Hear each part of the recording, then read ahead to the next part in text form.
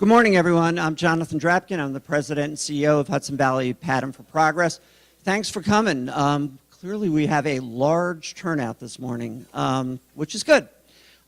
Remember, we'll go through some ground rules and everything, but first I'd like to get the not so new, but new president of Marist here, Mr. David Yellen, to come up and say a few words and welcome everyone to his campus.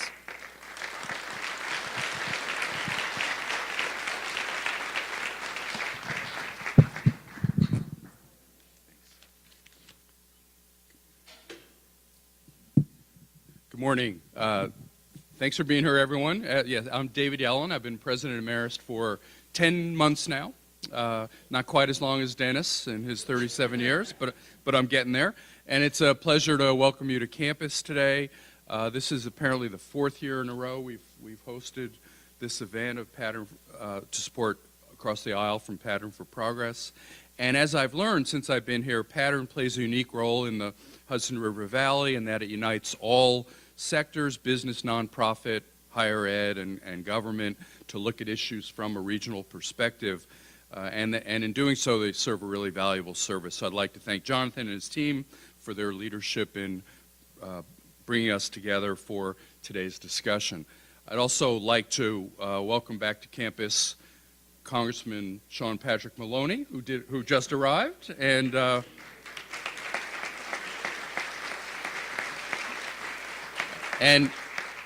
of course new Congressman John Faso. We're fortunate to host this event that engages our two local congressmen in an important conversation. And I have to say, just personally, Congressman Maloney knows this, but I worked in the House of Representatives as a young lawyer many years ago, and to see members from opposite parties sitting down to have an intelligent, reasonable discussion on issues and maybe find common ground, it takes me back 30 years. It actually used to get done frequently. So I'm really ecstatic to see that. We haven't done it yet today. So wait till after to. So again, thank you and enjoy the event.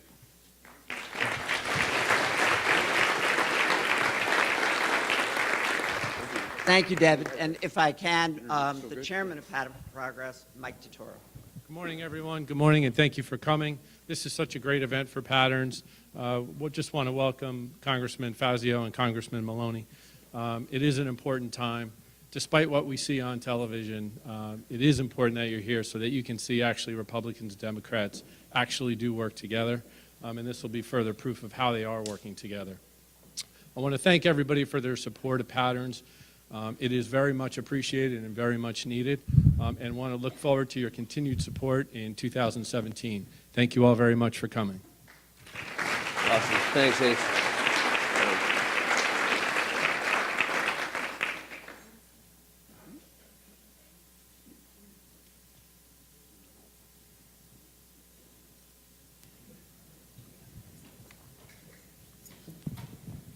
Yeah, as if you can't hear me.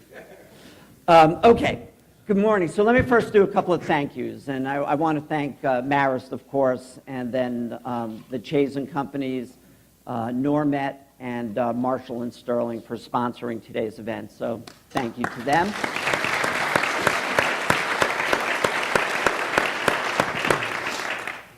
Quick thank you to, of course, the Pattern staff and all the staff here at Marist that worked so hard to make this look so seamless, but it's really deeply appreciated from myself to my staff that they take the time to really make certain that these things happen, and then they say you just need to go sit there and do what you do, which is what my kids think.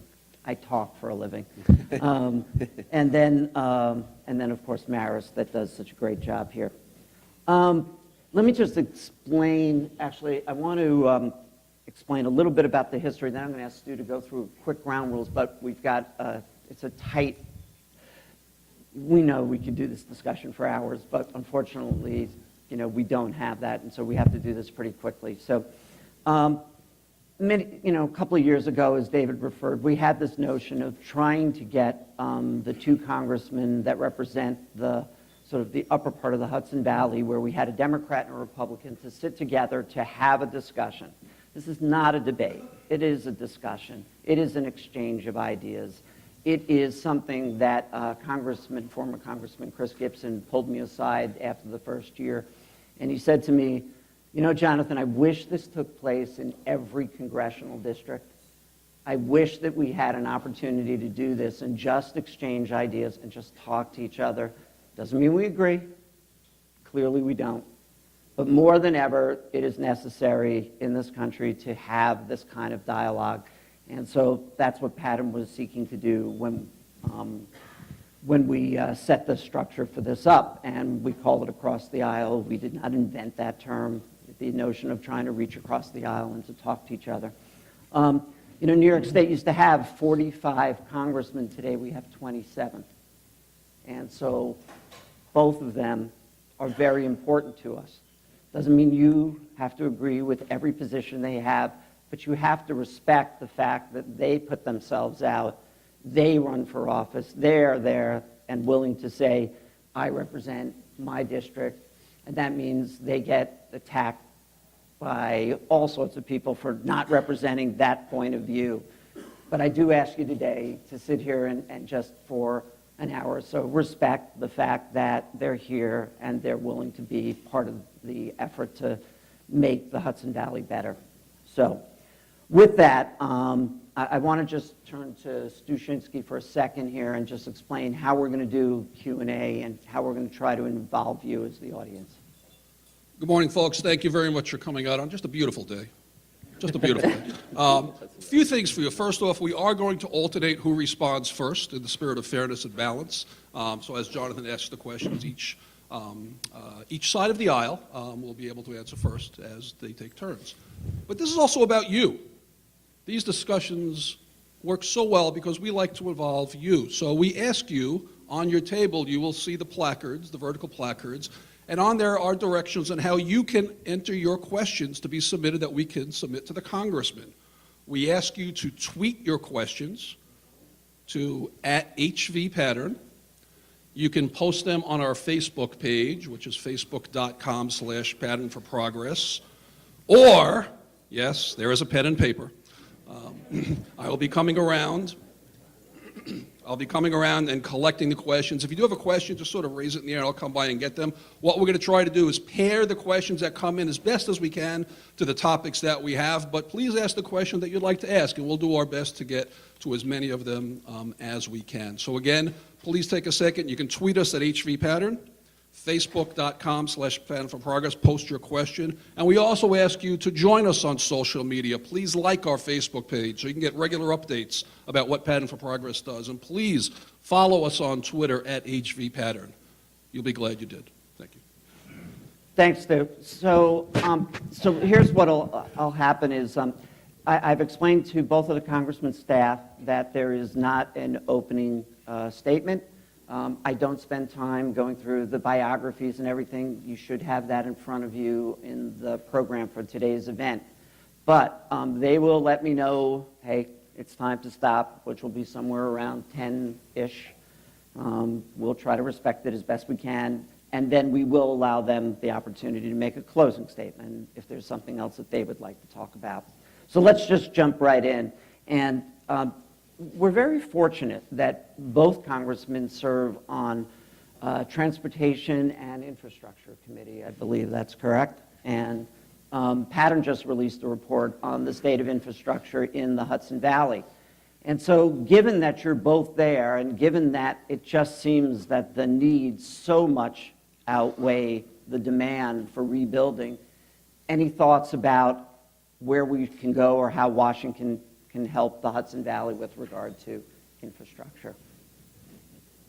It's really... good morning. Nice to see you all again. Nice to see my friend Jonathan Drapkin again. See a lot of familiar faces in the audience. Welcome to Pattern for Progress across the aisle, John. It's congratulations on your election, by the way. It's not an easy district. He had a big win. He won by a lot more than I won the first time or the second time. And so he did a great job in the campaign, and he's off to a great start in Congress. I will tell you, you have big shoes to fill in this forum. Oh, yeah. Chris Gibson and I were so often appearing together. I may have overdone it on that a little bit because I just liked him so much. I thought he was such a good public servant, and we need more guys like him. So if any of you here are talking to Chris, tell him I said nice things about him. We do miss him in Congress. And I will tell you that New York Republicans are in a special position in the Congress, and nowhere more so than on things like infrastructure. And part of the reason is because New York Republicans have a different take on a lot of things or traditionally do, or at least successful ones in tough districts like mine or like John's. And it's because there's just a different view of things like infrastructure here, of things like labor protections within infrastructure, Davis-Bacon rules, prevailing wage. They typically have a different view on things from Planned Parenthood to Medicaid spending, to things that are really important in New York. And John is going to have to navigate the boundaries of those issues with a national party that is increasingly, unfortunately, in my view, very hostile to some of the things that are really important to New York. It's ironic because it's the first New York president we've had since FDR, and you would think that would put us in better stead. And I think so much of what's happening in the Trump administration is still up in the air. It's still hard to know. We really haven't passed any major legislation yet under the Trump administration, which is itself pretty remarkable. And so whether you're talking about healthcare or infrastructure or things like tax reform that need to get done, that some of us want to work on across the aisle, we just haven't gotten there yet. And so that's a growing frustration. On this issue, we passed a $300 billion bill, 6-year bill last fall. Just wanted to give John a little head start on the committee. But it's a 10% increase in transportation funding for New York. That's a real thing. You are seeing this at work already. I'm very proud to say that we are going to get 684 resurfaced from start to finish. It is the only thing people in Westchester talk to me about. I'm sure there are other issues for people in Westchester. I have never heard one. That is the number one thing. And that will get done. Promises made, promises kept. But more than that, you know, I passed legislation that'll put another $1 billion with a B to work for New York for these local bridges that are in a lousy state of repair. There's money in this bill that I had something to do with, had a lot to do with, on grade crossing safety and on train technologies to make our commuter trains safer. We are going to get the interchange done 5 years ahead of schedule at exit 131 in Orange County for Woodbury Common, so that you can all go in there and get a great deal and not spend a year in traffic. And there's a lot more we're doing, from the Tappan Zee Bridge to a million other things that we should be focused on. We act like we're a poor country sometimes. We're not. We need to invest in our own country. I think we ought to have a capital budget for the United States. We have so many infrastructure needs we should be working on, and we do not need to do it all with public dollars. We can work. I can work with the president on public-private partnerships. I am happy to deploy private capital to infrastructure projects in certain cases. I think we should link repatriation of corporate profits held overseas to infrastructure. I have a piece of legislation with my friend John Delaney that would create a $50 billion, would capitalize with $50 billion an infrastructure entity. You can call it a bank, you can call it something else. That would, when leveraged up and with loan guarantees and the rest, put about $700 to $800 billion to work in infrastructure over the next 10 years outside the traditional funding sources. That's how we will really move the needle. And these are specific ideas. This is not just talking about it. Unfortunately, the president has said he wants to do a $1 trillion bill, but there is no bill. There is no plan. They've literally not put pen to paper. I know the guy, DJ Gribbin, who's in charge of infrastructure in the White House. I actually used to work with him in the private sector. He's somebody I could work with. Gary Cohn, I understand, has this on his plate. He's a New Yorker, former Goldman guy. I have every reason to think that if we get going, we'll get some good stuff done on infrastructure. And I want to say the governor's been a real leader on this and deserves credit. He has really prioritized infrastructure at the state level, and it is absolutely the number one thing we could work on in a bipartisan fashion. Okay. So let's. And I'll keep the answer shorter. But, Well, that's okay, and feel free, John. but Chris Gibson isn't here, so I figure I could talk a little. No. Well, thank you very much. Good morning, John. Thank you. And Sean, it's great to be serving with you. We've already co-sponsored a number of bills together, and it's important for us to work across the aisle. So I'm delighted to be here. Just on the note of Chris Gibson, he's been doing very well. He's teaching 2 courses at Williams College. We both live in Kinderhook, a block away from each other. It's only 50 minutes to get to Williams from Kinderhook. He loves that. But he also, the most important thing he's doing, he's the assistant JV baseball coach at the Ichabod Crane High School, where his son is on the team. So knowing Chris like I do for over 30 years, that really was a priority for him. But he's doing great, and so I'll give him all of your best, and you too, Sean. Infrastructure, yes, this is a place where I think you'll see bipartisan cooperation. I think there's a lot of interest on the part of both sides. We serve on the Public Works and Infrastructure Committee together. We also are on agriculture together, and that's really important. Next year we're going to have a farm bill.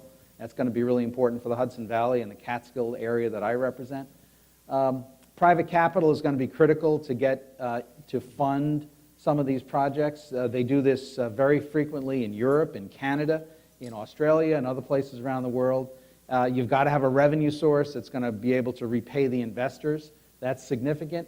But we have significant major mega projects that affect not just this region, but just surrounding our region. The Gateway project, bringing those Amtrak trains from New Jersey into New York, affects our whole northeastern corridor. I would like to see that we could explore that in terms of trying to get private capital into a project like that. And we could also, airports. Joe Biden famously said that New York's airports were like a third world country.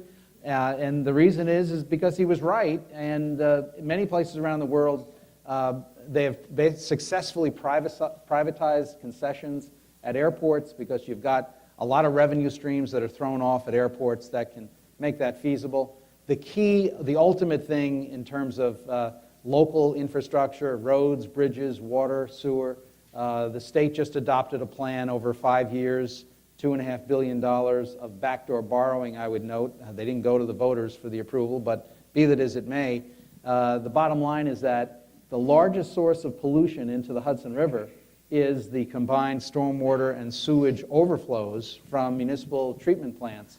We need to, as we get these higher frequency storms, we need to have more resiliency. And so the water and sewer projects are ones that are high on my priority. We have them all throughout our district. And the question ultimately on all of these things is where do you get the money? Our side is reluctant to increase deficits, but the fact of the matter is we should have a user system where we ask users to pay for the facilities and the infrastructure that they're going to use, in my mind, because that would be a fiscally prudent way to do it, and it also would be something that would not increase our debt and deficits. I also serve on the Budget Committee. Sean is very fortunate to not have to serve on the Budget Committee because I can tell you that is an area where it is gruel and heartache every single day. We're going to go back right after this recess break that we're on, and the first order of business is the fiscal 18-19 budget. And I can tell you the budget CBO told us almost 2 months ago now that our national debt is $19 trillion, but within 10 years, that national debt is expected to be $29 trillion in 10 years.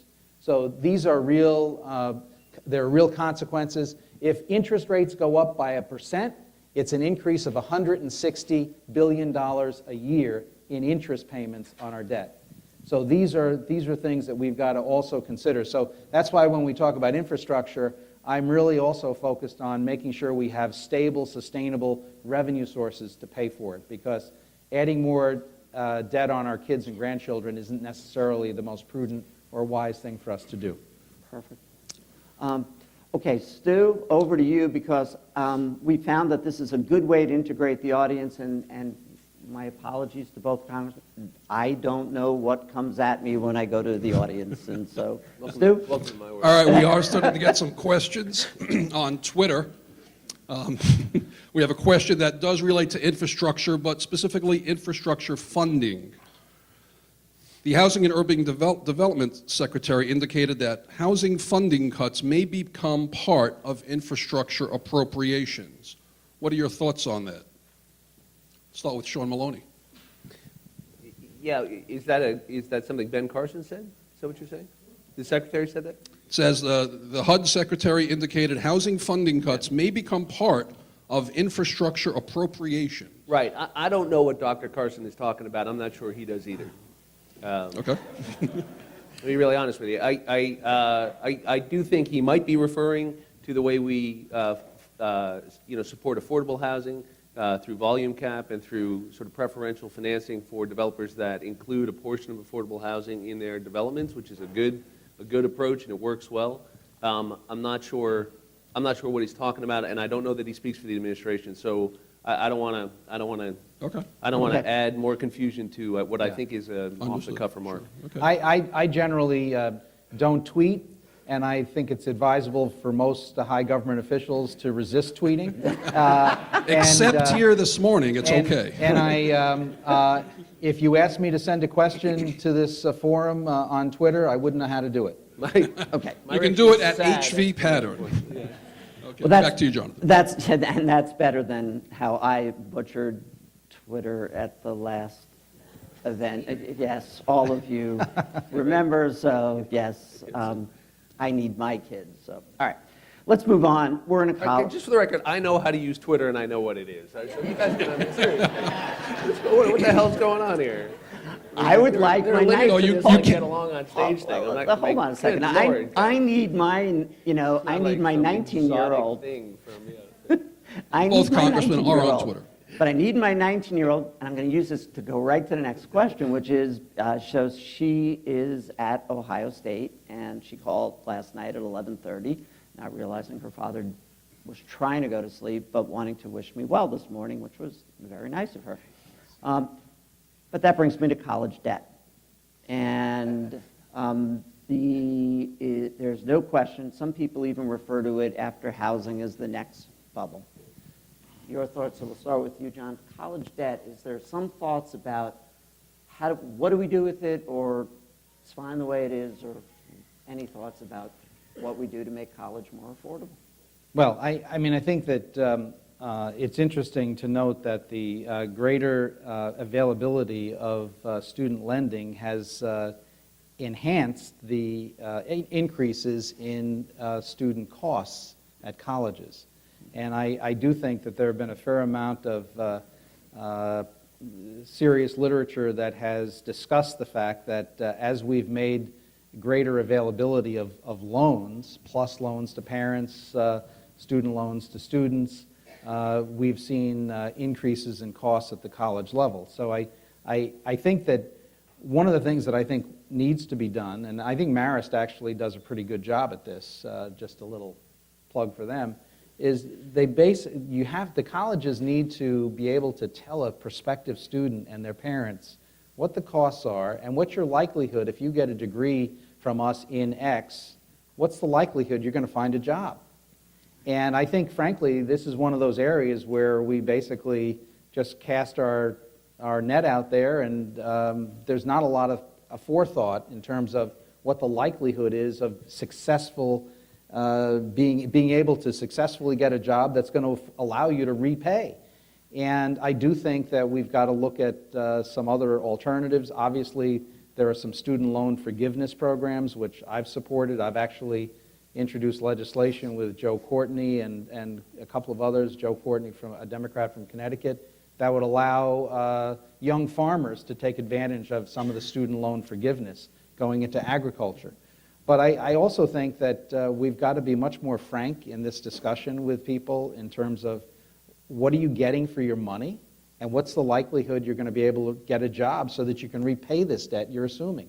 And I don't think that connection is really being made. And I think lately people are starting to really get focused on it, but I'm not sure how much they're really getting that information ahead of time. So I think that's critical. There are also alternatives. I mean, the community college sector, if you look at some of the distance learning approaches that some people are talking about, being able to revolutionize the college experience in terms of getting credit much more cheaply, I think that's something we have to look at. Letting more high school students be able to take college-level courses to lessen the time they'll have to spend at college, but also lessening the costs. I think that's something we have to look at. And the colleges, let's face it, face demographic pressures because I'm part of the baby boom generation. When I went to SUNY Brockport, there were over 11,000 kids at SUNY Brockport. Today, I think there's 7,500. Look at our school districts. Every school district in my congressional district is seeing declines in population. It's another reason why we need to deal with the immigration issue smartly, because a lot of colleges are finding it more difficult to bring foreign students in to take advantage of our institutions of higher learning. And so I'm a big proponent of getting immigration done right and reforming it, and not just focusing on security, which is important, but fixing the whole process. Great. I did that question to the folks that were with me recently when I spoke with about 50 young professionals. It was probably one of the most important issues on their mind, that as they graduate, they're saddled with this Right. incredible amount of debt, and it changes the whole way in which they look at the world. Sean? Yeah, it's a number one problem I hear about from moms and dads and kids. I have two interns here today, I think. Amy, are you here? And Tim McGrath, two Marist students who I should give a shout out to, who work in my office. We did a roundtable here with Dr. Yellen not long ago on this issue of student loan debt, and we talked about some of these ideas. Look, number one, and I say this with all due respect to my friends in higher education, college costs too damn much. It is nuts that college is $70,000 a year. That's crazy. I don't know how we ever got to the place in America where we think you need to spend $70,000 after-tax dollars a year to educate your kid. I tell you what, you get me 3 Jesuits and a kitchen table, I can educate a kid. Right? I mean, it is not that expensive to teach the basics and the essentials in life, and it sure as hell isn't aligned with employment the way it ought to be. And so it's one thing to get a great liberal arts education like a lot of us had when you could afford it, and you could maybe work your way through it, or maybe take a little debt, or both. And if your folks saved and did the right things, they could feel like they were doing the right thing by you and not putting their house in jeopardy or their retirement in jeopardy to get you through school. It is, I mean, how is a middle-class family, now I know most people don't pay full freight, and I know most people get help. And so I know that's a sticker price, and a lot of people pay less. But some people pay it, and a lot of people take a lot of debt. And the average debt right now of a student in New York is, I don't know, over $30,000. And I meet people all the time who say, we paid for undergrad, and then my kid went to law school and paid $70,000 a year for law school, and now we got $250,000 of debt for that. I mean, my mom and dad had 6 kids, 5 sons, and my sister. My sister has a very serious developmental disability and needed full-time help. That left 5 of us to go to school. They sent 5 of us to college on 1 income. My mom worked at home. My dad sold insurance.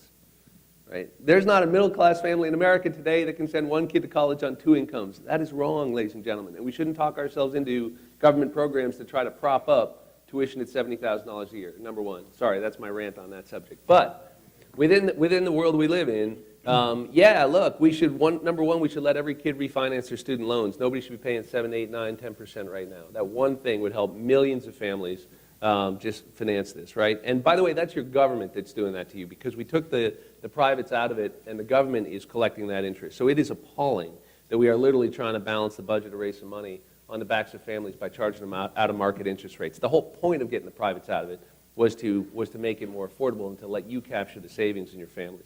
Number one. Number two, and I have legislation that would do that, called the Bank on Students Act with Senator Gillibrand. Number two, loan forgiveness ideas like the one he's talking about, related to service in your community, related to doing important professions like law enforcement or teaching or farming. I mean, we can do much better on allowing people to pay back in creative ways or forgive debt in creative ways, and we should do that. And we should take the hit to do that. We are crippling a whole generation with debt. They can't form households, they can't buy a car, they can't make that mortgage payment because they're paying their student loan debt. You know this. Every family I talk to deals with this. And that's why your kid is living in your basement and not getting his right. I mean, I love my 27-year-old. I am really happy. He pays his own rent and lives in his own apartment, right?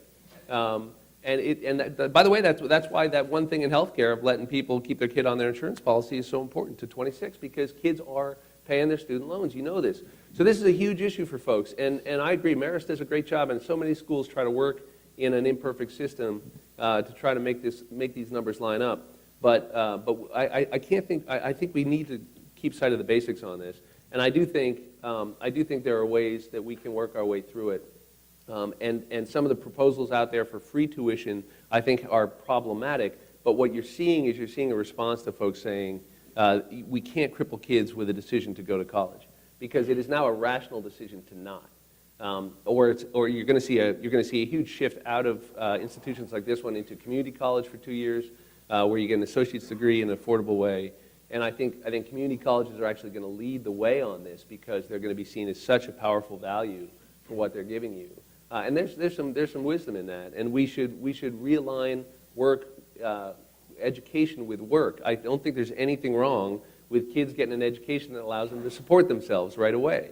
My dad had a Latin major and a history major and a French major, and then when I got to college, he said, "You are not going to be any one of those things because your brother's, throwing bags on the belly of a TWA plan my brother was a baggage handler at TWA with a French degree from Dartmouth." My dad had enough of that. He said, "You're going to go to work, and your education ought to have to do with how you support yourself." And by the way, I know I'm going on and on, but by the way, the old model is not going to be the one that we have in the future. You cannot go to school for 12 years and then 4 years of college and compete in this economy. Education has to be lifelong, and it has to be aligned with skills and employment. We are going to lose a whole generation of folks who are going to get automated out of their positions in the next 10, 15 years through automated driving and all sorts of other technologies that are coming down on us real quick. And we better get used to the idea that all of us are going to need to be integrating learning and skills development as we go through life. And that is the future. And making that affordable and aligning it with employment is the key to working through this crazy system we're in, where we educate ourselves in ways that may or may not relate to getting a job, and then we are saddled with debt when we're done. Okay, and we're going to get back to that if we have time. Stu? That topic generated lots of questions. I'm going to put a few together here, to summarize. We'll start with Representative Faso. One of the questions is, well, for those folks who have college debt, what can you do to help them bring that debt down? And a sort of related question is, since the election, many women are interested in running for office. How are you encouraging more women to serve? So a question about college debt, and then once you're into the field, how your career might help. I think the proposal that Sean advanced is a good idea. There's no reason why some of these loans, and both my kids, my wife and I paid for our kids, went to 4 years of private colleges. That was a lot of money. But my son went to law school. He borrowed the money, and he came out of law school in Albany with about $100,000 in debt. Our daughter got her master's in public health from Emory, and she came out of that program a year ago now with about the same amount of debt. So it is. I see this firsthand. So it would be. I think refinancing the college debt would be important.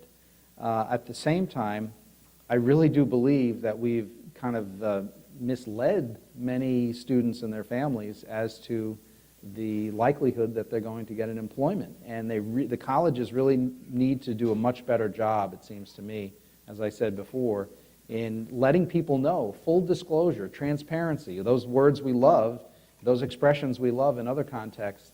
Why is it so opaque when it comes to your likelihood of getting gainful employment when you come out of one of these institutions with a degree? And I also believe that much more career and vocational education should be encouraged in our high schools. And I think we've gone way too far in the opposite direction in insisting that everyone has to get a 4-year college degree. I don't think that's necessarily true. And I think this notion of so-called free college is... I find it dubious because, frankly, at the same time that the state now is saying free college tuition at SUNY, they're also constricting what SUNY can spend for capital and other things that they have to accomplish. So you can take it from here, you can take it from there. I think the notion of something being free, though, we tend not to value things as much when they are labeled as free, and we know there's no such thing truly as free. We have in New York State a very generous tuition assistance program. It's over $1 billion a year. It's something when I was in the legislature I strongly supported. And I think that's good. It's an income-based effort to help people, but it also requires their responsibility. And I think we should not engender a less responsible behavior or encourage people to engage in something on the notion that it's now free. I don't think that really works. Oh, Actually, and women yeah, in politics. I mean, I think it's vitally important. I mean, I think the Democrats have done a little better job at this than the Republicans, but we have an opportunity, I think, constantly to get more women involved. It's tough to go through this process and to raise the money. It intimidates a lot of people. I've had a lot of female candidates prospectively when I was in the legislature and elsewhere say, I really don't want to subject myself and my family to this, but I think that's changing. As women attain their rightful role in the workplace, in private sector, in academia, etc., I think this is going to, in many respects, solve itself. I think a lot of women are coming forward to run, and I think that's great, and I think it is vitally important. And I think, as I've observed in Congress and in the state legislature, I think the women on both sides of the aisle tend to be much more practical about getting things done than a lot of the men. And as someone married to a nurse who is extraordinarily practical in everything she does, she tells me all the time about when I'm veering off course. So I think that's extraordinarily important to get more women involved in politics. Sean, as you well know, my boss is your friend as well, my wife, and so, Yeah, well, you're smart to work for her. She knows what she's doing. She's my lawyer, by the way. Paula, is she here? Yeah. Paul? Where is she? She's hiding in the back. All right. You can hold him to that. You heard him say it. So look, women in politics, well, John and I both beat female candidates, so we come to this with unclean hands in a way. Speak for yourself. So there is that. Well, yeah, no. I was very happy to That's win the my difference. last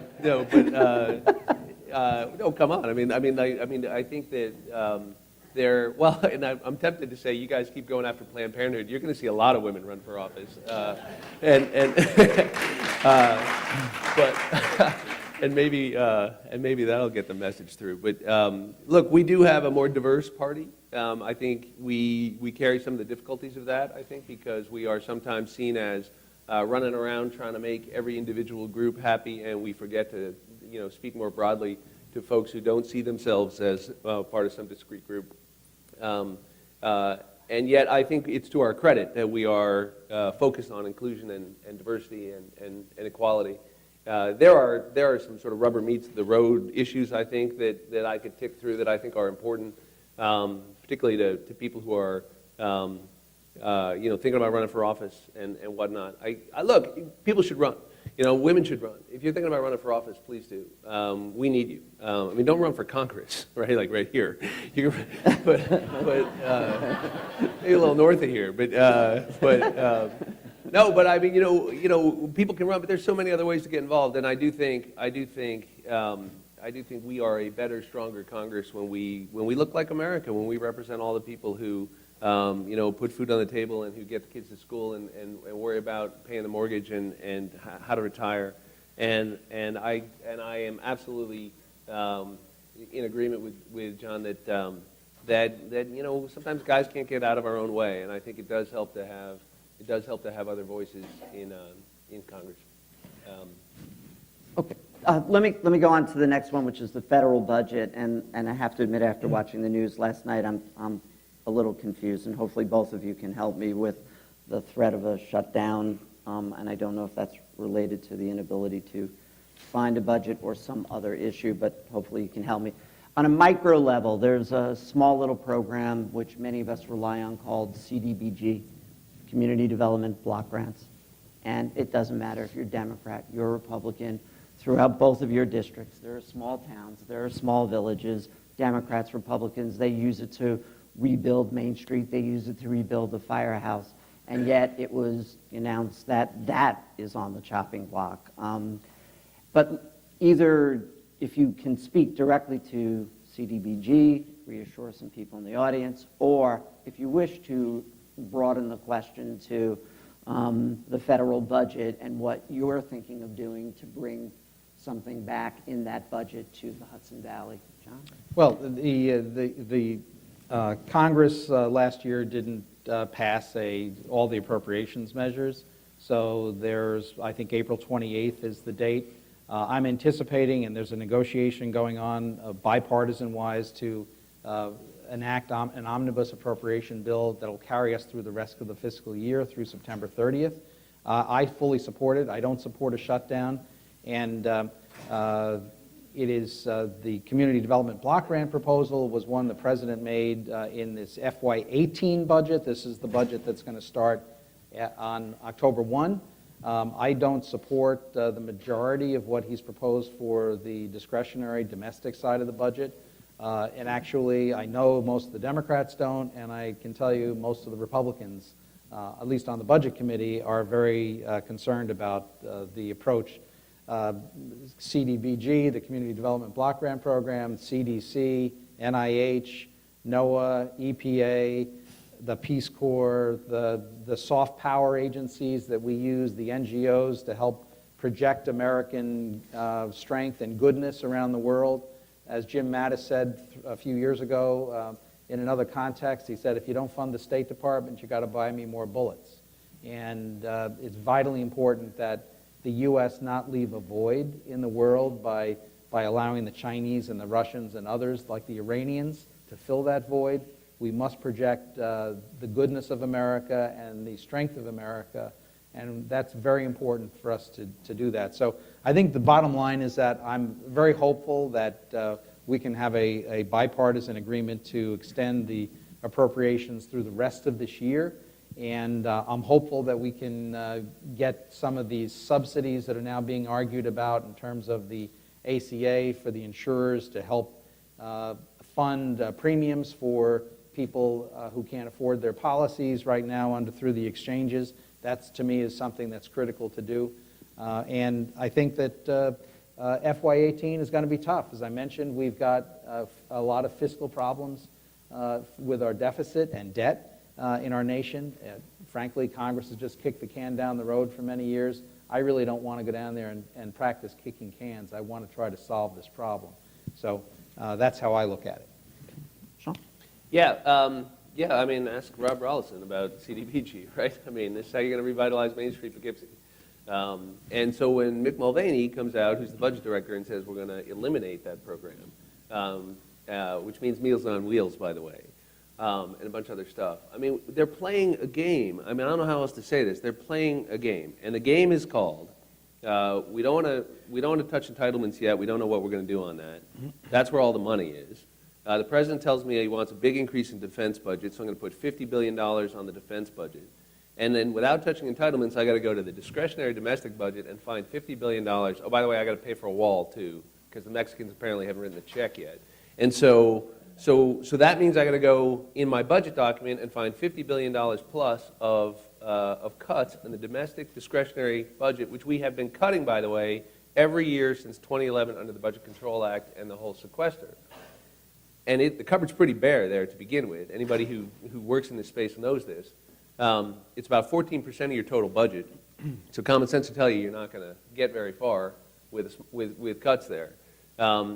And so what do? So you come out with this thing that says we're going to whack everything from Big Bird to CDBG to Meals on Wheels to the National Institutes of Health to the research we do against Zika virus and Ebola virus. And everywhere government does actually good work, we're going to whack. And it's just not serious. I mean, it would be one thing if it was part of a comprehensive effort to balance the budget, right? And then guys like me might say, oh, those cuts are going to be tough. But the response would be, but we're going to tighten our belts and balance this budget, right? I could respect that. That's not what's going on here. This proposal doesn't take $1 off the deficit. It just gets you the line of scrimmage because they want to cover these proposed increases in defense. Look, a serious approach would be to sit down quietly early on when you're still at the height of your power with Chuck Schumer and Nancy Pelosi and Paul Ryan and Mitch McConnell and say, how are we going to do a big deal that's going to involve everything? And we're really going to put this country on a glide path to deficit reduction and to balance. And it doesn't have to be next year, but it ought to be in 10, 15, 20 years. But let's give the business community and everybody else the confidence and the predictability that we are going to keep our fiscal house in order. And to do that, we all have to make tough choices, and we're all going to sign in blood, and we're going to come out holding hands, and we're going to pass it 5 minutes later because there's going to be hell to pay. That's what it would look like if you wanted to balance the budget. And a lot of guys like me, and I believe he would would take a tough vote to do the right thing on that. Unfortunately, the president has not gotten off to a good start. And I don't say unfortunately as some cynical politician, like, secretly thinking this is great for my party. I really mean it. We don't have a presidency to waste in America. We can't afford a president to spend the first year of his term doing nothing because they are so inept and disorganized that they can't line up their own health care bill, their own infrastructure bill, their own tax reform bill. I mean, we only got one president at a time. I really mean it that I want to work with this president on debt and deficit reduction. I want to work with him on health care reform. I want to work with him on infrastructure. I will absolutely work with him on tax reform. And I would love to do something on immigration. You do those 5 things, you all will be living in an economy that's growing faster than 2%. You will have some predictability and stability. Your government will work in the areas where it should work. And you can have some confidence that you have some adults down in Washington who are making good decisions. There are those of us in competitive seats who get rewarded for acting and sounding like this. Unfortunately, too many of our colleagues are rewarded for driving the other way, out to the extremes of the left and the right. And it's one of the things that's really killing us. But there's only one president at a time. I can't do it. John can't do it. He has to do it. And so far, unfortunately, they are tied up in their shoelaces on health care. This proposal we're going to deal with next week is a mess. And it is not going to get done, and that's going to hold up everything else. And so I am unfortunately not real positive on where we are. And I spent the last week in Seoul, South Korea, and at the demilitarized zone, and in Japan, meeting with the senior leadership over there and our senior military and diplomatic folks. I can tell you it really matters, his point about not having a team in place for East Asian affairs at the State Department. It is really a bad idea to whack 30% out of the State Department right now. There are major crises happening everywhere in the world, and if we stumble into any one of them, it is going to weaken us on every other issue I just mentioned. It'll suck all the oxygen out of the room and a lot of our resources. So getting these things right, whether it's Iran or eastern Ukraine or South Korea and North Korea, is critical to the progress we're going to make at home because we have spent too much time and money already on priorities that don't help you here. In the Hudson Valley. History has an opportunity to, unfortunately, history sometimes repeats itself. And when you mentioned the State Department and what happened, the best and the brightest, probably one of the best books written about the Vietnam War, by David Halverson, said that one of the most important reasons we didn't understand what we were doing in Vietnam was because we eliminated everyone in the State Department that had the institutional memory of what was going on there. And let's just be smart about what we do. That's all I wanted to comment about. Let's go to the environment, Sean. So I'll agree. We should be smart. And I'll just leave it. Let's just be smart about it. I don't care who's against it. I'm going to be smart. Yep. The Congressman, obviously the Hudson River is important to the region, both as a natural resource and as a component of our economy. What steps or measures would you be taking to protect the river? And what is your position with regard to the plan on the anchorage and the barges, which I know you've spoken out on? Yeah, so, I've been very active on both of these things. I'm working very hard to get the PCBs out of the Hudson River once and for all. We can do this. Ladies and gentlemen, we do not have to have a river that is contaminated with PCBs. It's up to us. I wish the Obama EPA had not given the sort of clean bill of health they did to GE the way they've done. I think we could have expected more from GE. I think we still can, by the way. I've been working very close with the governor on this and the Department of Environmental Conservation. We have been successful in getting the governor to join us in this fight, and he's been a real leader now on dredging the Champlain Canal, which is the source of the greatest number of PCBs. So we can get this done. The state's going to lead on it. That's number one.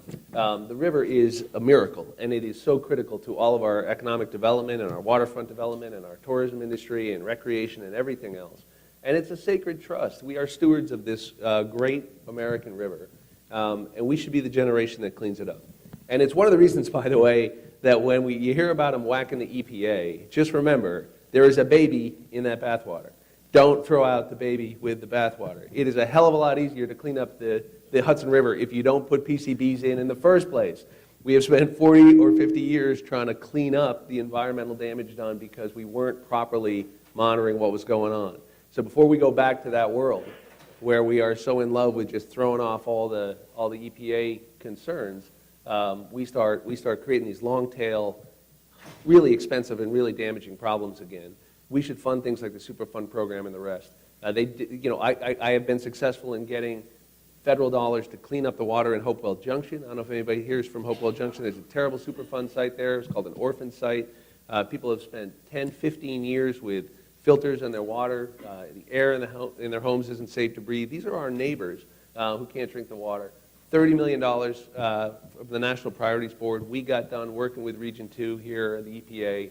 100% federal solution. They are going to get clean water from a local source. That means economic development for the town of East Fishkill. That means they can move forward without worrying about whether they can sell their homes or not, and their kids are going to grow up with serious problems in their health. That's where the EPA does good work. I get it. It should lay off our farmers. It should lay off our businesses in lots of ways. We can streamline approvals. Sign me up. And Democrats are on the hook for that. We are too in love with regulations and with red tape and all this nonsense that drives everybody crazy. We can do better on that. But there is a real core here, and the river is Exhibit A. In addition, the anchorages proposal, I'm working very hard to kill that. John and I both are on the committee that oversees the Coast Guard. I've been all over these guys on this. We got the comment period extended by months. All of you sent 10,000 comments to the Coast Guard. That's more than has ever been sent on anything in their history, and they were 100% negative. I mean, literally. Not one person said, I think this is a good idea. For those of you who don't know, this would be 10 new berthing sites up and down the river from Yonkers to Kingston. We already have 2 near Kingston and near Yonkers now. It is my belief that they are sufficient. And I think I will predict to you that when the Coast Guard's done wading through all these comments sometime in the summer, you'll see a revised rule that whacks this thing way, way back.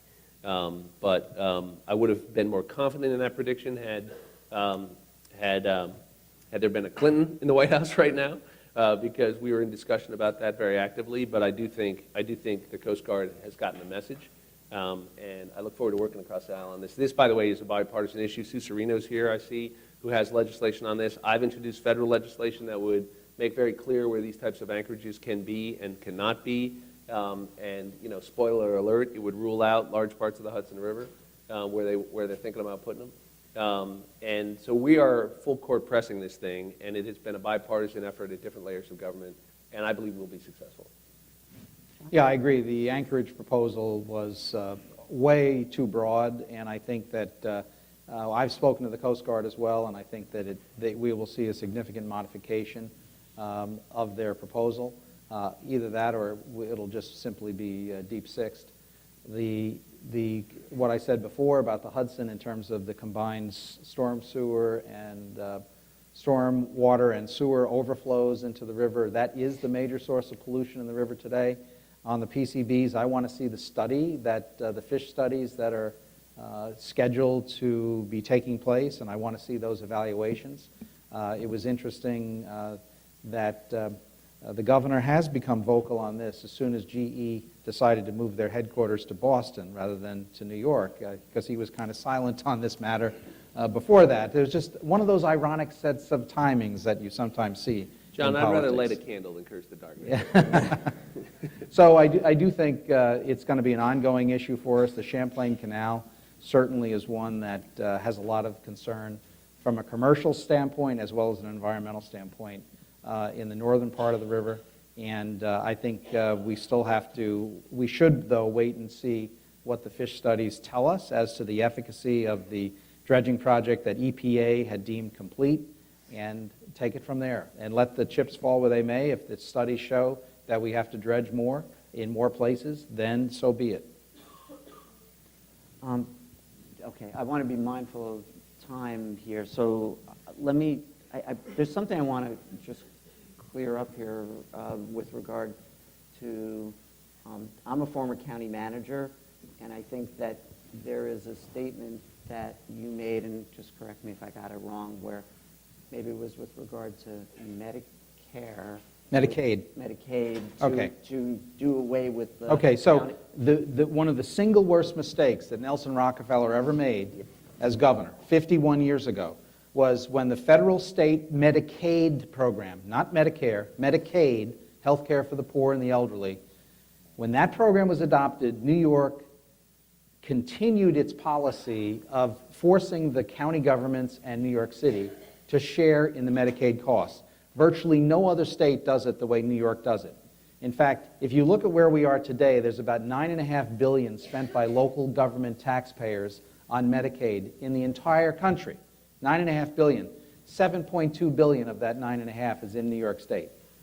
The two things people say to me the most in my district, my kids and grandchildren have to move away because they can't find a job, and my property taxes are driving me out of my house. That's what they say overwhelmingly, from northern Rensselaer County to the Pennsylvania line in my district. So I saw this, and I made a promise when I ran last year, and I said, look, I read the federal Medicaid statute. The statute authorizes a local share, but only New York did what New York did. So I drafted legislation, and I stuck it in the health care bill. I don't know if that health care bill is going to move or not. We haven't really talked about this here today, but I've talked to many of you about aspects of it. But I, in 2 months in Congress, put an amendment in that bill which says that in 2020, New York State may no longer impose this local burden on the county property taxpayers. In Dutchess County, that's about 45%, close to 50% of every nickel the county collects in property tax levy goes to Medicaid. The county executive has nothing to say about it. Here's the principle of political science. The level of government that confers the benefit, that designs the program, that sets the rules of the program, that's the state, should be the same level of government that has to go to its taxpayers and says, we have to raise the money to pay for this program. Right now, basically, it's like me saying I want a luxury car lease, $500 a month, and I can afford it because I'm going to make Jonathan pay $200 of it. That's what the state has been doing for 50 years to the county property taxpayers. Now, this isn't a panacea for the property tax problem in New York State. We all know that. But just because Nelson Rockefeller made this horrendous mistake, and governors and legislatures of both parties continued this for 50 years, doesn't mean we have to do it for the next 50 years. So I'm committed. I'm bound to determine I'm going to get this thing enacted into law. And we are going to finally stop this horrendous public policy of imposing these costs. Let the state do what its responsibilities are. Let Albany take control of this and let the county property tax be cut because we no longer have to fund a Medicaid mandate, which if you go to any other state, you won't have to deal with this. So John is right, in my view, that the state should lift this burden off the counties. And I support that. And actually, if I'm not mistaken, I believe Governor Spitzer actually cut in half the percentage the counties were required to pay at that time. It's about 13% now. It used to be higher. Here's the problem. So I support that. I think it'd be the number one thing we could do to help lower your property taxes. Now, by the way, it's not typically a federal issue. He's right. It's at the state level. Problem with the way John's trying to do it is that it is the 30 pieces of silver he asked for to support this terrible Trump care health care bill. So the problem with it, John, is that you're using it as the price for your vote on a health care bill that will whack New York because it will destroy traditional Medicaid program, which will blow a huge hole in the state budget. So it will be counterproductive. And everything else that goes along with that health care bill, from going after people with pre-existing conditions to defunding Planned Parenthood and all the things that I cannot in good conscience support. So I am delighted to have a conversation about lifting the Medicaid share off the counties, and we should do it. Let's bring it up to the state level. I think that's fair because, by the way, if the state doesn't go along with this plan, then what's going to happen is they're going to screw the counties another way. I mean, there's no stopping the state from coming after the counties for the same amount of money some other way. So without the state agreeing to do this, you're not going to do it at the federal level. So I'm pained to say that I know that John's concern about this is genuine. I think going after it as a sort of price for supporting a terrible health care bill for New York is a mistake. And I don't think it serves the Hudson Valley well. I also think, respectfully, I also think that that it won't work because even in a world where this gets into law at the federal level, you got to have the state working with you on this. And the way to do it is for one thing, we send a lot more money to the federal government than we get back, so we are a donor state. The governor has a counterproposal to John's bill, which a lot of us support, which is legislation as well at the federal level that would say, just give New York what we're overpaying already, because you're not getting your tax dollars back. That would be more than enough to lift this burden off the counties, and we could dedicate it to it. So that's actually a solution that would work. And even if we can't do it at the federal level, we ought to do it at the state level. So I support the idea, I really do.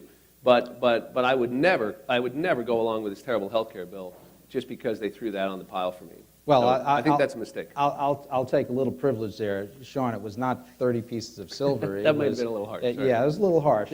And, But honestly, like, it's a harsh bill, man. Like, you're going to support a terrible health care bill for that stupid thing. It's not the bottom line is that there were other changes that a number, it's funny, Cuomo just had his hair on fire about this, and then a week later he came out with his own proposal to do the same thing. And as I pointed out, Mario Cuomo proposed to do this in the early 80s, didn't get it done. 50 years we've been hearing from Albany, oh, we're going to take care of this problem. They still have never taken care of it. And I read the federal law, and I realized we could do this at the federal level. And so we didn't get into the ACA and the AHCA. There are a lot of problems with both proposals. But from my vantage point, there were a number of things that we got changed. And Cuomo, when he was calling me a right-wing zealot for proposing this Medicaid proposal, and it's funny because he called me a right-wing zealot in Albany. In Washington, they called me a moderate. So, and so here is one of the things that I insisted on as well, besides my amendment being in this bill, was that we keep the Medicaid expansion through the end of 2019. The state would be paid at the higher rate in the Medicaid expansion after 2020 for all the people that were in the Medicaid expansion, and that for people who are disabled or the elderly in nursing homes, that the per capita Medicaid block grant would get a +1. They would be medical inflation +1. So that's going to dramatically increase the amount that otherwise would happen. And keep in mind, all this proverbial discussion about cuts. This is classic Washington. It's also classic Albany. These aren't cuts in terms of reductions. These are reductions in expected increases in spending. What we're trying to do is to slow the growth of Medicaid by requiring the states, ultimately the 50 states, to take more responsibility in how they run the program. Today, there's no incentive for them to restrict their spending, to reform their program. And I can tell you, there are numerous examples where New York State's Medicaid program could be reformed further. Our program spends more money than Texas and Florida combined. They have more than twice the population of our state. Why do we only have 27 members of Congress? We're down from 43 40 years ago. It's because people are fleeing with their feet. They're voting with their feet in this state because it costs too much to run a business, it costs too much to live here, and there aren't enough private sector job growth. I love nonprofits. I love the nonprofit community, the higher education community. But we cannot build a steady and sustainable economy on the not-for-profit sector that relies largely on government to help pay for them. You have to have a thriving, growing private sector economy to create wealth and to create jobs. That's what New York State is missing. New York City's doing fine. They've got a lot of advantages. But upstate New York, every single county virtually in upstate New York is losing population. Even Dutchess County is lower in population. And so in the last 5 years. So this is what we've got to address. And we've got to address the fact that people are voting with their feet. They're leaving New York because of the tax and regulatory burden that we face. And the Medicaid burden that Nelson Rockefeller unwisely imposed on the property tax is just one facet of it, and I'm determined that we fix it. So I know we're late on time, and I want to do this respectfully, but this is a really important debate, and I want to repeat. Discussion. I agree. Discussion. Oh, well, on this we're going to have a debate. I mean, no, and that's fine. Look, we don't have to agree with each other. Exactly. We don't owe you some sort of superficial agreement on issues that affect your lives and your health and your economy. What we owe you is a respectful adult conversation on how we're going to work through it and to listen to one another. And I have heard that concern because I represent the same communities that are getting whacked by these property tax burdens. I pay them too. Like, we can lift the Medicaid burden off the counties. You're right. Your proposal is not going to work, John. You know it's not going to work. It's never going to get into law, and even if it did, it wouldn't work on the state level. And the idea that you're going to help people's property tax burden by destroying the traditional Medicaid program, which by the way, is $70 billion probably in the all funds budget of the state of New York is probably Medicaid spending. Half of that is federal dollars, maybe more. 63 billion. And half of that is federal, right? Yeah. Right. And so they're going to take $1 trillion out of the Medicaid program with a T over the next 10 years in this terrible health care bill. And what they're doing is they're shifting that burden to the state. And what the state is going to do is it's going to whack you in other ways. And so we can save money in the Medicaid program. He's right. Hal Teitelbaum's here runs Crystal Run. I mean, and I see my friends here from the hospitals as well. The doctors are against this plan. The hospitals are against this plan. The nurses are against this plan. The AARP is against this plan. Everybody and their brother is against this plan because it will not fix what's wrong with our health care system. It doesn't do anything to fix what's wrong with the Affordable Care Act, and there are things we need to fix. What it does is it cuts every tax on every wealthy person who is paying for the Affordable Care Act, and I understand people don't like taxes. But it takes $1 trillion out of the Medicaid program so they can score it against the tax reform they want to do next. And this is a game we are playing. It is not about fixing health care. And the Medicaid program in New York, if you look at the work of the Medicaid redesign task force, if you look at some of the steps the Obama administration has taken to try to get better outcomes at lower cost, I mean, that's the stuff Hal Teitelbaum has dedicated his career to. I mean, we can get you better outcomes at lower cost. There are smart ways we can do this. There are huge inefficiencies in our healthcare system. And we can lift the Medicaid burden off the counties and put it where it belongs to the state level. But you will not do a good thing if you move forward with this healthcare proposal, because it will really hurt seniors. It will result in millions, tens of millions of more people without health insurance in this country. It will take us the wrong way on all the kind of innovative steps we have taken to try to share savings with smart organizations that get us better outcomes at lower cost. And it will defund good organizations like Planned Parenthood, and it will set us back in so many areas of public health that you cannot say, I will put up with all that stuff, which is terrible for the state of New York, simply because they gave me this fig leaf of a property tax reduction, which will never work anyway. And so Well, I just, fig I leaf just is better really than could 30 not, pieces of silver, I could guess. not really. I'm trying to be nice, but it's a terrible bill. And this is where the rubber meets the road, I think, for New York Republicans. That's what I was trying to say at the outcome. See, the problem with being a New York Republican in Washington is that they don't value things like funding Metro North and mass transit, because they come from states where that's not a big priority. They prefer roads and bridges. So it's like being an upstate Republican talking to somebody from the city, right? You just have a different perspective. So my New York colleagues like John are constantly dealing with these guys down there, and he's right. They think he's a moderate because he's the guy saying, hey, we think of Planned Parenthood differently, so you're going to defund it. You're putting me in a tough spot. Hey, the Medicaid program is a huge part of the New York State budget, and we are really, really dependent on that here. Anybody got a kid on the autism spectrum? Anybody got a senior, parent they're trying to get in a nursing home? I mean, this is not a luxury. We're talking life or death for people with Medicaid program. You take $1 trillion out of that over the next 10 years, watch what happens to your property taxes. So these are not simple or easy things. And what is motivating this health care proposal by the president and the speaker right now is to save $1 trillion by going after Medicaid so they can give it away in tax cuts and tax reform. That's a fact, and it's the wrong approach. And I would love to work across the aisle with folks who want to actually repair the Affordable Care Act rather than this Trojan horse of tax cuts for the rich that'll really hurt New York. Okay, since I've completely lost control, and I want to make certain that I'll just throw a little more fuel in the fire on this, and then we'll go to a closing statement. We'll be done. Okay. Okay. So, Yeah, give us something to agree on. We have a great bill on airplane safety kits, by the way, that we're working on together, right? We do.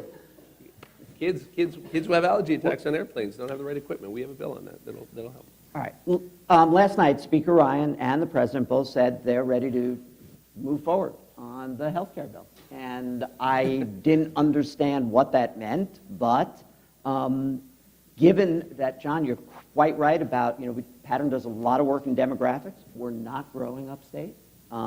We are aging.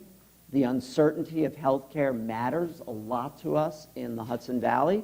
So what do you think is going to happen next? I think that it's very much up in the air still. And I do think, approach that I've taken is that we should keep what works in the ACA and fix what doesn't. There's a lot that works in it. There are pieces of it that I very much strongly support, but there are a lot of pieces that don't work. And the notion that you were able to keep your health plan and your rates were going to go down, were simply not true. I had a guy in my district a few weeks ago. I've had many people tell me how they've been benefited. And I've had many people tell me, like a guy who told me his premiums went from $10,000 to $18,000 for family coverage, and his deductible went from $3,000 to almost $13,000. That's not affordable insurance. So I think that, frankly, most of these changes, if they're enacted, are going to take place after 2020. There's a lot of room for us to tinker and to try to fix it, because there undoubtedly will be, there are pieces of it I don't support, for instance, the Medicaid hit on Planned Parenthood. I've not supported that. So the fact is that we have opportunities to correct this. Remember, it took them 3 years to implement the ACA once it was enacted in 2010. And this healthcare system is extraordinarily complex and difficult, and there are many aspects in this proposal that I'm not enthusiastic about. But I do think we've got to take steps that finally will begin to change the direction. The ACA over-federalized health insurance. Most of this should be done at the state level. There's a federal role, but most of it should be done at the state level. And I'm hopeful that we can get something done in the near future. But I have no crystal ball as to whether it'll be true or not, whether that's true or not. And we have a group in our caucus, as Sean alluded to, that frankly, they don't want any federal role in anything. And that's very difficult to deal with. Sean? Yeah, What happens? I certainly don't begrudge, he's right. The Freedom Caucus is really tough on this stuff. And they are not in a pragmatic frame of mind. But we've seen this before. We saw it on the Farm Bill before. We got you the best Farm Bill that's ever been passed for the Hudson Valley. We chased our tails around with these ultra-conservative guys. And, even John Boehner got so sick of it that he came over and we did it with Democratic votes, working across the aisle with Republicans.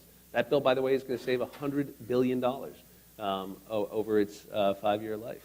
So we can do things in a bipartisan way. You cannot chase the right wing forever and then wonder why you don't have any Democratic support for something. And that's what's going on with this bill. They are getting led around by a group of 25 guys in the Freedom Caucus. And the bill's getting worse, not better. They're going to try to jam it in, through the House. It's going to put guys like John in a very tough spot, I can just tell you, politically. And it's going to be a terrible piece of legislation, and it is going to be dead on arrival in the Senate.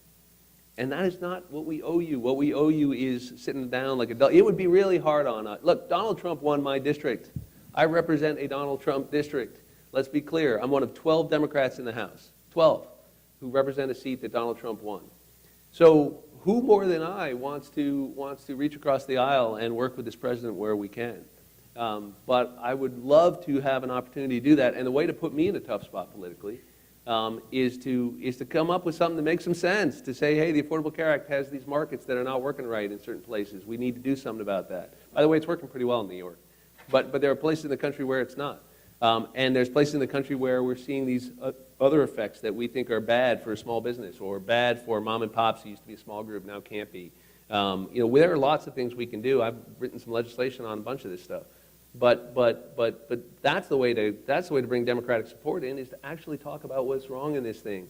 And a bunch of us would break ranks to say, they're right, we want to fix it. I mean it. This bill will do nothing to fix what's wrong with the Affordable Care Act. It won't do a thing to take the cost out of health care. Rob Dyson's here. Talk about the effect it'll have on rural hospitals and the disproportionate share payments they depend on. We are going to do real damage if they get this thing through. And I would be more concerned about it if I thought it stood a chance, a snowflake's chance in hell of getting passed. What we are doing instead is we are wasting the most powerful moment in the Trump presidency when he could actually move legislation on something that is a partisan fantasy that will not get done. And that is a shame, because as this guy loses steam, you're going to see gridlock reassert itself, and he's missing his chance to be a centrist bipartisan president. Okay. With that, closing remark, if there's anything you wanted to, Just wherever you want to go. thank you to the organization and to you, John, for inviting us here, and thank you to Sean. It's been a pleasure to work with him for the 3 months that I've been in Congress, and thanks to all of you for coming today. And I look forward to working with all of you as we move forward. It's a great honor and privilege to serve in the Congress. Every day that I go there, I feel a great sense of honor and duty to serve and work for the 725,000 people in our district, to represent them fairly and to listen to all concerns. So I really appreciate everyone coming today, and I'm sorry I didn't really get any breakfast, however. You didn't even offer me a cup of coffee. You notice I got my own. Yeah. You don't eat in this job. Then That's I what owe you learned. one. All right.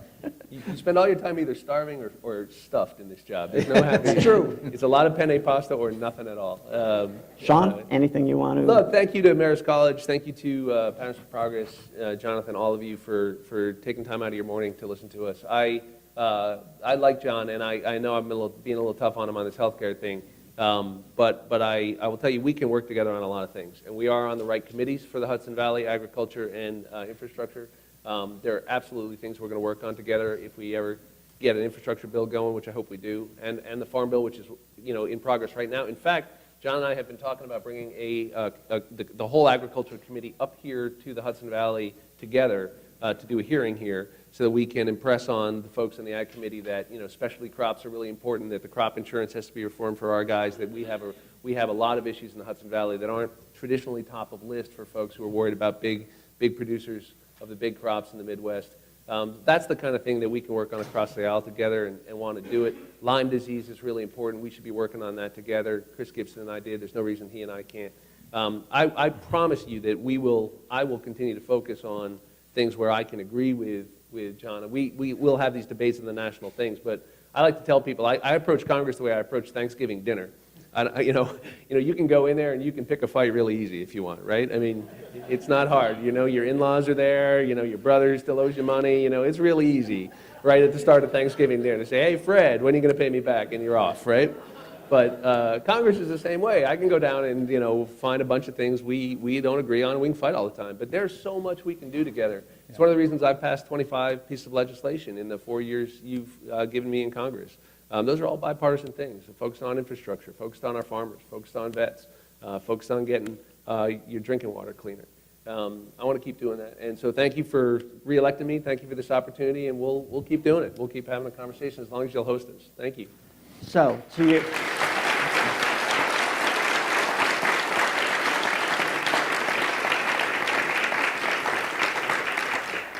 Thank you for your patience. I'm sure lots of you had lots of questions, but we only have so much time. We have this amazing, unique opportunity. We have two incredibly smart people here who serve both on transportation and infrastructure.